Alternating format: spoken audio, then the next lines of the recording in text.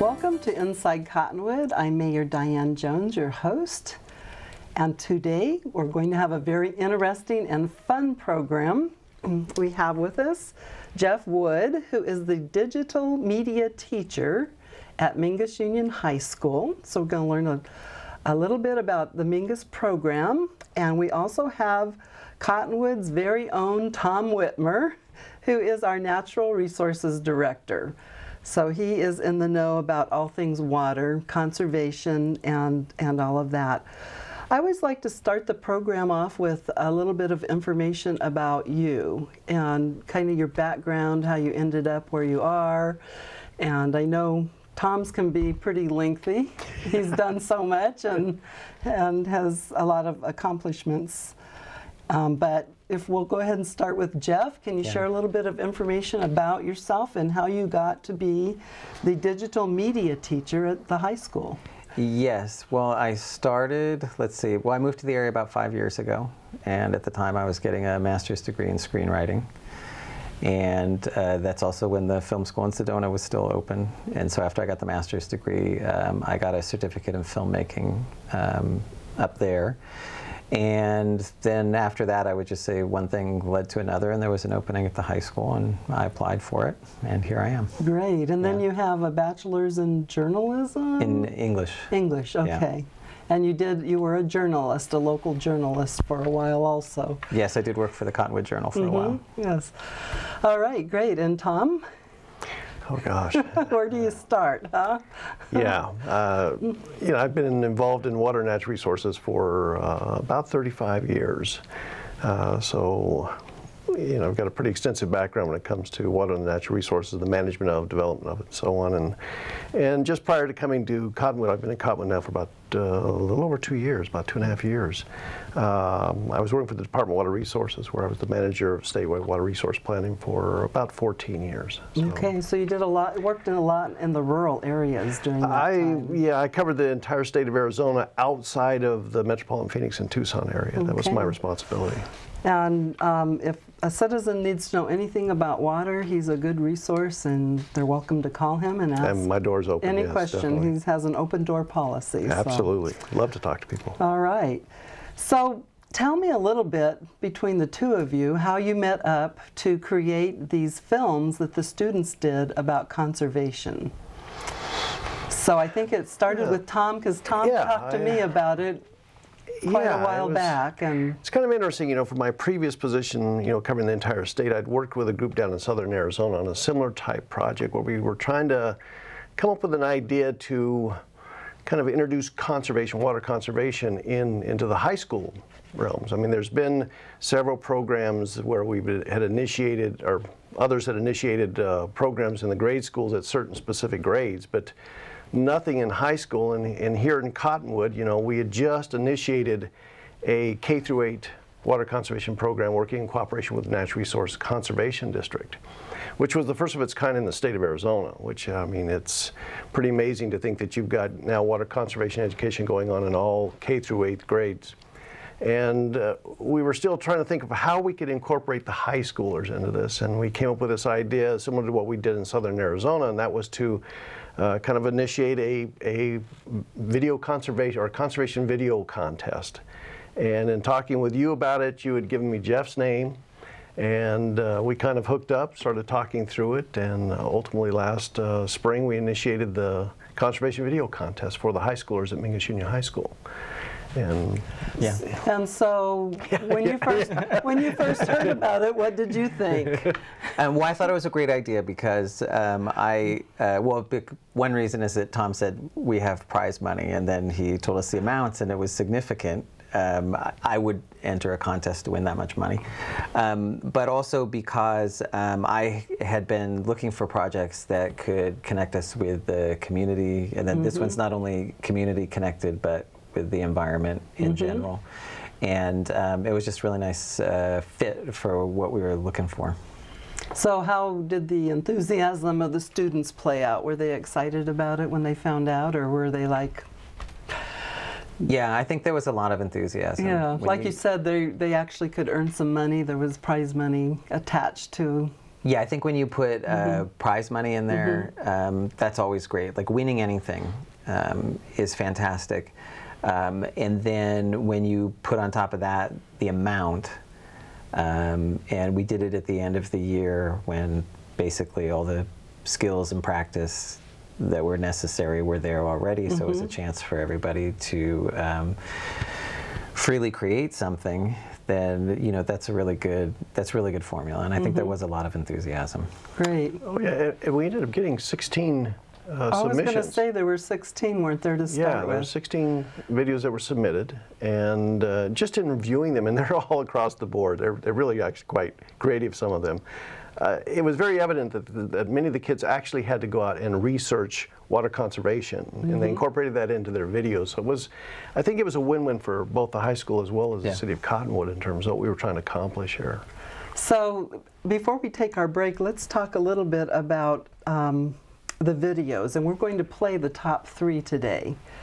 So let's start with the number 3 video that was chosen, and what was the prize for number 3?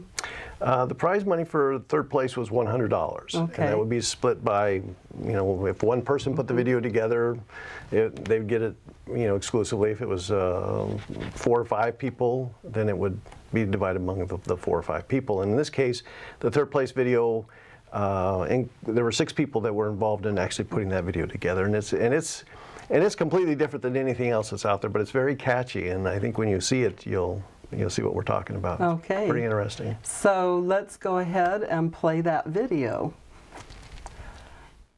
Why don't you go ahead? It's a lady at 46 South Road.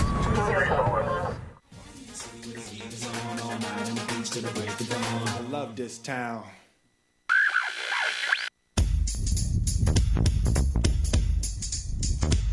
Now here are some reasons why we need water. To live, to wash, to put out a fire. I'd like to take a minute, just stand right there. I'll tell you I can conserve water and save the whole world.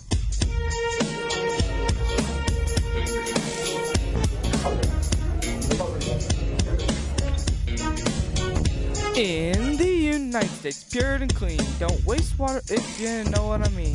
Brushing your teeth to turn off the top. Better watch out, cause I'm the water cop. If you see someone wasting, go ahead and step in. Gotta help save fresh water fans. Leave one faucet off, see how much you save. It could be like one big wave. Yelled and screamed, stop wasting water day. Nobody cared and kept doing it their way. Doesn't get the ladies, but that's alright. You won't have to keep your budget so darn tight. Wasted water, yo, it's bad. Drinking water out of a champagne glass.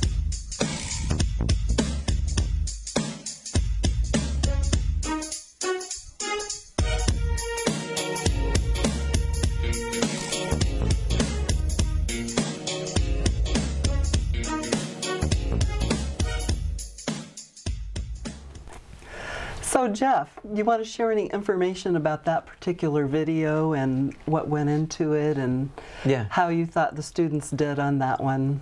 Yeah. Well, first of all, I'd say I thought that they did great. I thought that it was a really nice job. A music video is a project that we had done in the first semester, so they were able to take what they learned with the music video and then put it to work for a purpose for this, which I thought was very nice. And more than being a music video, it was also an original music video. So the students had to compose a rap song that went along with the theme of water conservation. And then go out and you have to basically take your phone with your recording and play it, and then you sing along with it. And then when you get back in and you edit, you take out the sound from when you recorded and you put in the sound that you had originally recorded. So you take out the camera sound. Okay. So that's part of the technique. It's a lot of technical work going into that video then. Yeah, so they had to do that. And then I think beyond that, one thing I remember about that video and that edit is that I made a couple of suggestions in there because it was mostly just the performance, and I thought that maybe it needed a little something more. So I suggested putting in some of the still images, and then what I really enjoyed about it is that off of that suggestion, that the student who edited the final version, also found stock video on the internet, like the wave, and I think that there was when somebody turned off a faucet, that may have been stock video too. So they went and found stock images and stock video and figured out a way to work that in there, which I did think really enhanced what they were doing. Absolutely. And then there were some touches in there when you see when the performer there, Chris D'Angelo's, walking down the hallway. At one point in the beginning of the video, then the editor sped up that video. And I thought that also created a nice effect. Isn't something like that you're always trying to hold? Trying to hold the audience's interest. So you speed things up, you slow them down, you put other things in there, and something like that. The more, the better. But what I liked is that you can see a lot of thought that was put into it. Absolutely. The ability to take a suggestion. I liked that one. I mean, you just can't help but, tap your foot, and I really like that one. Yeah. Yeah, I'm with you on that. I mean, the music still in my head. I think I remember that one. It's like a small world in Disneyland. Once you hear it, it just keeps coming back at you. That's true. I really liked it. I thought I had a catchy, message there that came in the way in which they portrayed it was excellent. Right. Well, it's already time for a break, so we will be right back.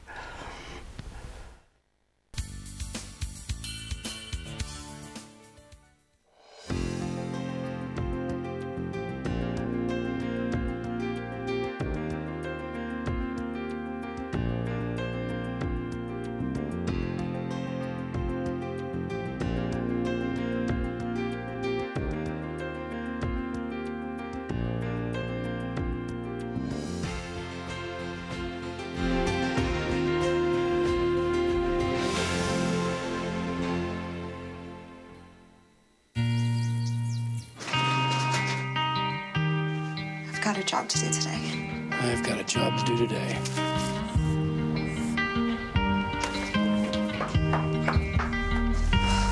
Have a good first day at work, Mom. Your donations to Goodwill fund job training programs right in your community. Feels good to start fresh, right? Sure does. And like that, you're a job creator.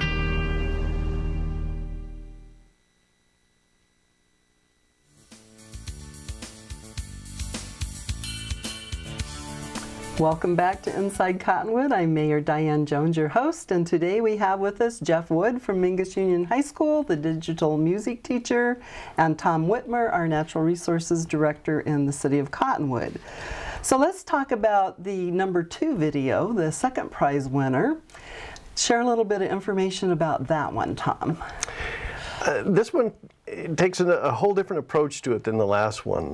This one is kind of a parody on the Law and Order, the TV series of Law and Order, and it's rather interesting because the beginning is like a courtroom setting, and it kind of lays out people that are in violation of water conservation, and then of course they exaggerated a bit, and it's quite humorous and quite funny actually. But the part that I really liked about it is that you've got the humor on the front side, but at the very end when you see it, you'll see that it kind of brings it all back to the water conservation issue, with the number of students standing up there and talking about different things and why we should conserve water here in Cottonwood. All right, so why don't we go ahead and roll that video. Case number 00142.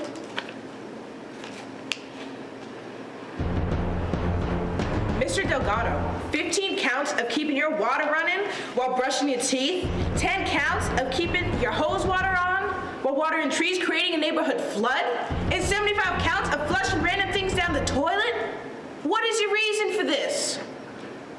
You may speak.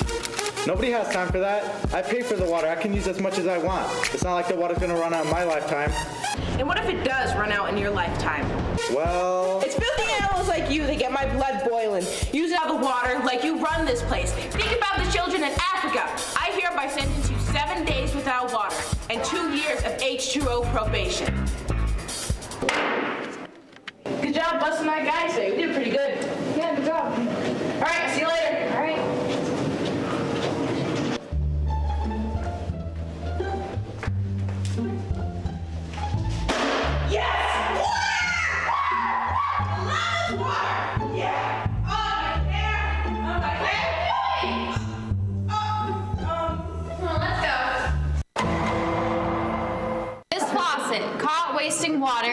bathroom. What does the defendant plead?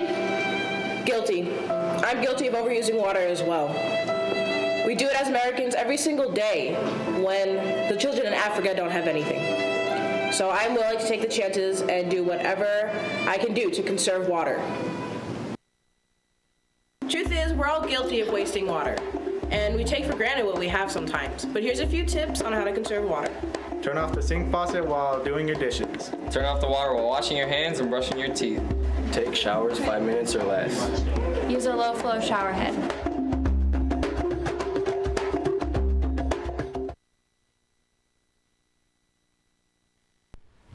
Welcome back to Inside Cottonwood. Again, I'm Mayor Diane Joens, your host, with Jeff Wood and Tom Whitmer. So Jeff, share with us a little bit about how that video was created by your students. Yeah, that's a really good case of when you let the students do whatever they want, whatever they're into, then you end up with really amazing stories and ideas that, something like that. I may be able to throw something in that direction out to the class, but you can't cover all the possibilities and really give somebody an idea. It needs to come from them, and so that they're invested in it. And that was one where I don't remember how it went through. We have to, everybody has to write a script in the beginning. I may have given a couple tips along there, but a lot of that, I don't know how much the viewers are going to see it, but it's just a little touches. Like I think they brought in something like a kitchen mallet, to use in the courtroom, right? To bang. And one of the defendants had somebody else's glasses on. I don't believe those were his glasses, and so they went to the length to to find all those things, and they set little up details that you'd never think of. Yeah, they set up their generally. courtroom in the cafeteria, right? And if you keep the camera shots tight enough, and you have, like they did, a laptop and something that looks like a gavel, then it starts to feel like a courtroom. And then what else about that? Oh, they took it upon themselves to do like a tracking shot where they walk down the hallway and loaned out a dolly. That's something I haven't really taught necessarily, but it's a piece of equipment that we have available. So they took the initiative to use that and make a really nice, what we always talk about is like cinematic style shots, something that approaches what you would see in a movie. Really nice story with the twist at the end where the judge then becomes the defendant. I thought was great. So, really, I guess what I'm saying is that it's really it's basically all them. When that one finished up, I think I gave a couple suggestions about, I think they were actually keying off People's Court was the idea there, or like Judge Judy or, something like that. Right. So I think I said for that one, let's give it like a little intro music and that like typewriter thing I think they always had, like dun dun dun. And I think they put that in there, which I thought added to it. So there's a little bit of teaching in there with like the power of how important the audio is. Right. Oh yeah. Well, the music is from Law and Order. That's why. Oh, is it from Law and Order? It is from Law and Order. Oh, okay. It actually comes from Law and Order, so that's why we all thought it was associated with that. But yeah, now that you mentioned the Judge Judy, it plays right into that even as well. Yeah, it's great. So I combine the two together. Yeah, it just shows how creative, the youth in our community are when they take a program like this or a class. And they start with no skills and look at what they end up being able to do. And I think that along those lines, you've had some pretty good success stories of your students moving on and becoming quite accomplished in their livelihoods. Well, I'm moving my first group through to graduation because I've only been there for 2 years. But there is a hardcore group of students that is very interested in filmmaking. That's what they want to do for their career. Yeah. Right, yeah. Wonderful. Okay, well, it's already time for our second break, so we will be right back.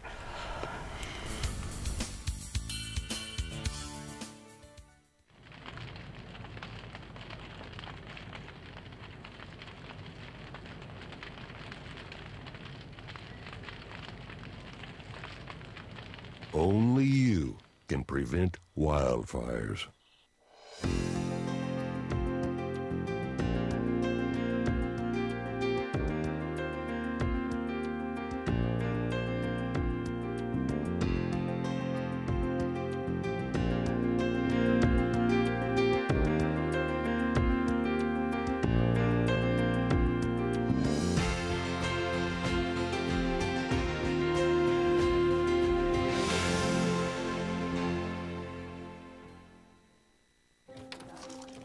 play member?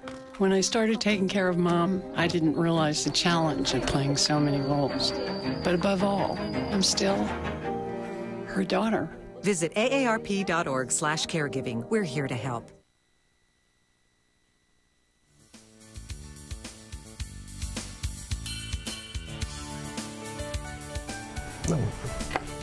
So, on the second film that we just watched, what was the prize for that one? Glad you brought that up. Yeah, the prize for second place was $300. So it was split between. There were 5 people that were involved in producing that one. I think Asia Van Hook was the lead person on that one. I believe. I'm not sure. Okay. But, yeah. So let's talk a little bit about the digital, and I guess I stand corrected. I called your title the digital music teacher, and I didn't even know I said that. You are the digital media teacher. Yeah, thank you. And so let's talk a little bit about that title and what you're thinking for the future. Well, when I took over the program 2 years ago, it had more of a television emphasis, and there was also some radio production. But because what I knew how to teach was the filmmaking, that's what I really stuck with. And because there is a hardcore group of students that, that really love that, then I wanted to stick with that. After doing that for 2 years, I realized, although we have a hardcore group of students who are into that, that there are many students who I think would enjoy some related subjects. And the ones that I'm most interested in are animation, and I think I can work video game design into there. And I know there's a lot of kids that have that as their dream job someday. Yeah, definitely. Including my 7-year-old son. So hopefully in the second semester of this year, my plan is, or I guess at the latest, we have to start the school year up, which starts really soon, is to work that in. Because now that I've been teaching the filmmaking for a couple years, I see how I can still use the same bigger skills that I'm trying to get across, where you have to write something to start your project, and then you have to translate it into visuals that get your point across, and then you have to produce it, and then you have to edit it. But my understanding, as I talked to another teacher that does this, is that you can get programs for free, so there's no cost to get into it, and you can actually create animation, render out those shots, and then put them into an editing program, and then decide how you want to edit them together, for example, like if you're doing animation. So it's really the same skills, it's just that the actual production wouldn't be done with live people, it would be done all on the computer. Okay. So, and then when we do that, then we'll broaden the title back out to just digital media. Okay. Yeah. Well, that sounds very interesting. Yeah. So there's really a lot to look forward to for students that are interested in this, and I mean, it's career building. They can build a career from these classes. Yeah, I think they definitely can. That's part of the motivation, is I spent 2 years teaching what I really knew and learning how to do that, and I feel very comfortable with that, and now I'd like to branch out. And this course falls under career and technical education, so we want to give students skills that will help them gain employment later. There are only so many film and video production jobs. But I do have a friend whose brother was just hired to do motion graphics for, I think it's a Pittsburgh sports team. I think it's Pittsburgh Penguins. Right? So there are jobs out there. If you know how to do graphics, that can get you a job. There's lots of work. You don't have to be, a complete or overall filmmaker. And so I'm just trying to broaden the base and to provide keep more everybody's opportunities. interest. Right. Yeah, and something that really sparked me is I graduated from UCLA as an undergrad. They also have a nice film program there, one of the best in the country.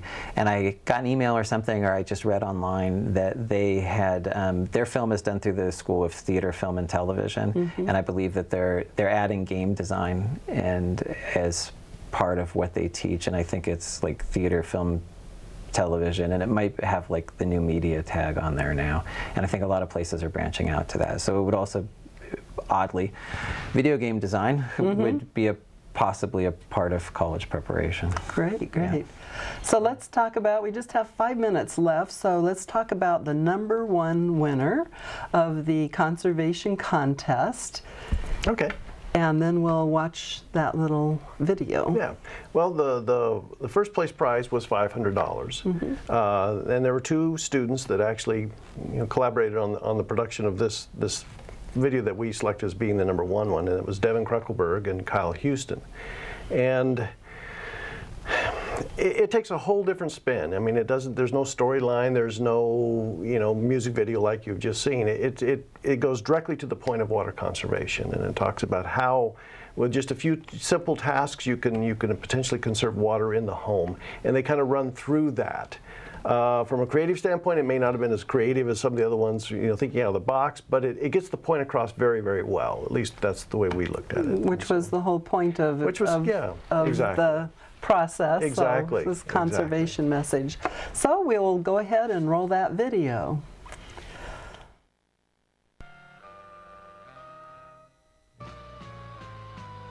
Today, I will explain the do's and don'ts about water conservation and show you how to save up to 750 and 1,500 gallons of water per month. The first example is shown in the background. While brushing your teeth and turning off the water, you can save 15 to 20 gallons of water per year. Next, we'll be putting a bucket under the bathtub while it's running and waiting for it to heat up. After that water is collected, use the water for cleaning or watering your plant. If you do this, you can save up to 5 gallons of water per minute. When using your toilet for a wastebasket or even an ashtray, depending on your tank size, that flush wastes 5 to 7 gallons of water. Don't flush things down the toilet for disposal. Throw away tissue and other bathroom waste in the garbage can, which doesn't require gallons of waste of water. To check for a toilet leak, put dye or food coloring into the tank. If the color appears in the bowl without flushing, there's a leak that should be repaired. Fix leaks as soon as you find them. They won't go away on their own. A toilet leak can waste thousands and thousands of gallons of water per year. Another way to cut down on waste of water in your bathroom is putting plastic bottles in your toilet tank. To cut down on the water waste, put pebbles inside each of the 2 plastic bottles to weigh them down. Fill the bottles with water, screw the lids on, and put them in your toilet tank. This may save 10 or more gallons of water per day.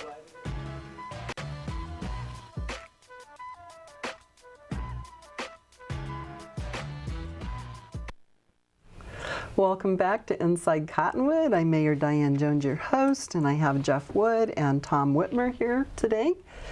So give us a 30-second wrap-up on that video and how you interceded or worked with the students. Yeah.